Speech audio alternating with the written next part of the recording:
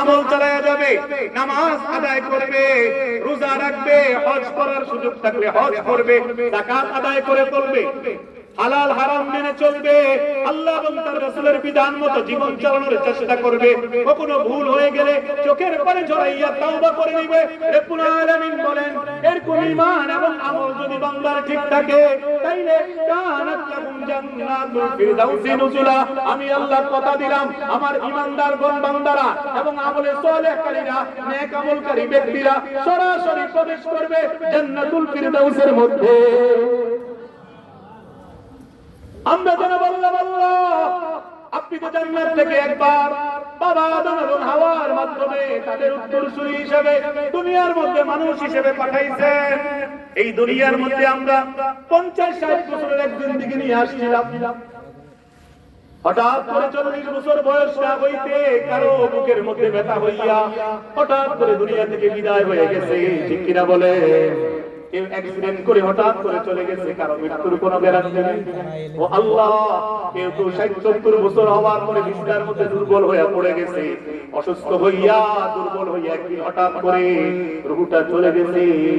আল্লাহ গো, আপনি যে ঈমান আমল ঠিক করলে জান্নাত দিবেন, জান্নাতুল ফিরদাউস দিবেন, সেই জান্নাতুল ফিরদাউসের মধ্যে কয়দিন রাখবেন? আমরা যেন প্রশ্ন করলাম, আল্লাহ বুঝেন না? রব্বুল আলামিন বলতেছেন, রে বান্দা, না রে বান্দা, না টেনশন করিস না, আমি যে জান্নাতের মধ্যে তোদেরকে প্রবেশ করাবো, এটা দুনিয়ার মতো জীবন হবে না। এটার মধ্যে তুই 60-70 বছরের জন্য যাবি না। কষ্ট করে যদি আমলগুলো করতে পারোস, আমি আল্লাহকে যদি ভয় করোস, দুনিয়ার মধ্যে যদি আমার কথা মতো কষ্ট করে চলতে পারোস, আমি আল্লাহ বললাম তোকে যে জান্নাতুল ফিরদাউসে প্রবেশ করাবো, সেটার মধ্যে খালিদিনা ফিহা, অনন্তকালের জন্য, চিরকালের জন্য তোকে রাখবো। এটা এমন এক জায়গা রে বান্দা, আয়াতের শেষে আল্লাহ বলতেছেন, এটা এমন এক জায়গা রে বান্দা, আমার জান্নাতটা এমন সুন্দর জায়গা, এমন শান্তি, এমন টেনশন মুক্ত জায়গা, লা ইয়াবগুনা আনহা আইওয়ালা, সেখান থেকে তুই কোনোদিনও বের হতে চাইবি না। সুবহানাল্লাহ।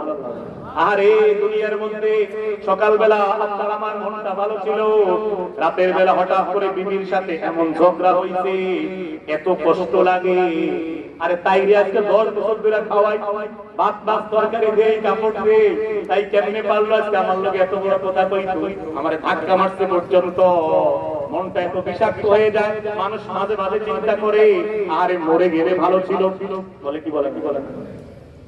এই যে যুব সমাজ আছে, হারাম রিলেশন করে, হারাম রিলেশন যেটা জায়েজ নাই, অবৈধ প্রেম ভালোবাসা করে, শয়তানের ধোঁকায় পড়ে একটা বেগানা নারীর সাথে সম্পর্ক করে। হঠাৎ করে যখন মেয়েটাকে গোপনে যাইয়া বাজার থেকে 150 টাকা দিয়া বিষ কিনে আনে, আইনা খাইয়া মইরা যায়, হতাশা থেকে এটা করে, ঠিক কিনা বলে?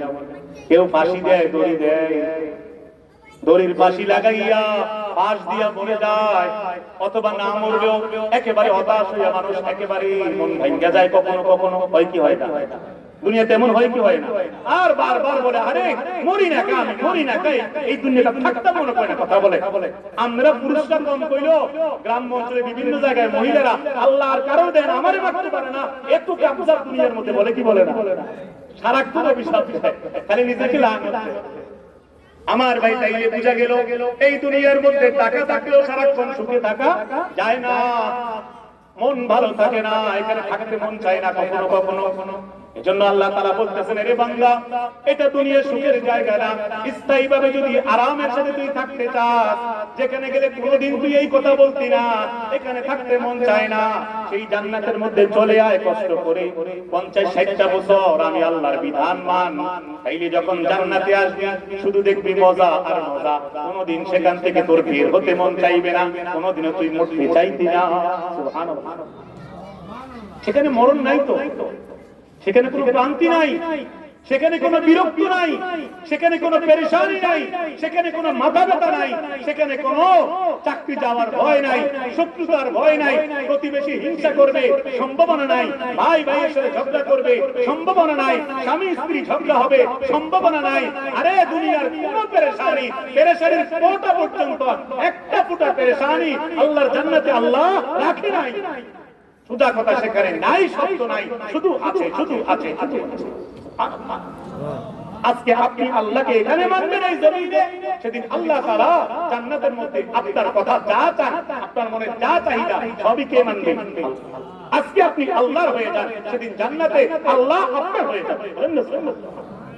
হ্যাঁ, ওয়ালাকুম ফিহা মা তাশতাহি আনফুসুকুম ওয়ালাকুম ফিহা মা তাদউন।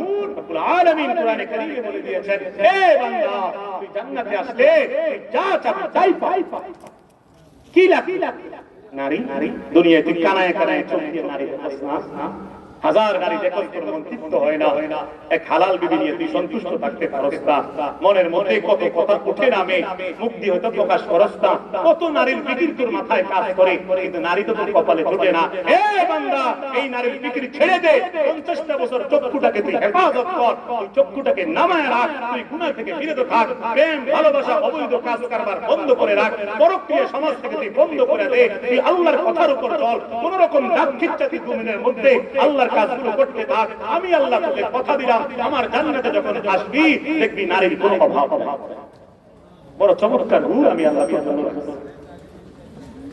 আমার জান্নাতের ভিতরটা বড় চমৎকার হবে, জান্নাতের সুখ শান্তি বড় চমৎকার হবে, জান্নাতের ভিতরে সৌন্দর্য শান্তি কেমন হবে কোরআনের কারীমের আলোকে দুই একটা বলতাম।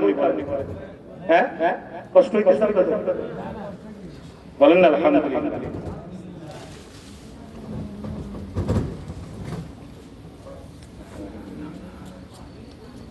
চলে, আমি কিন্তু মূলত সময় থাকলে সমস্যা নাই, মানে আলোচনা মাত্র শুরু হয়েছে, স্টার্ট আমি মূলত জান্নাতে যাওয়ার শর্টকাট কিছু পথ বলবো, যেগুলো আপনি আমল করলে জান্নাতে যাওয়ার সম্ভাবনা থাকবে। একদম জান্নাত আমি দিয়ে দিয়েছি না, এটা কারো কাছে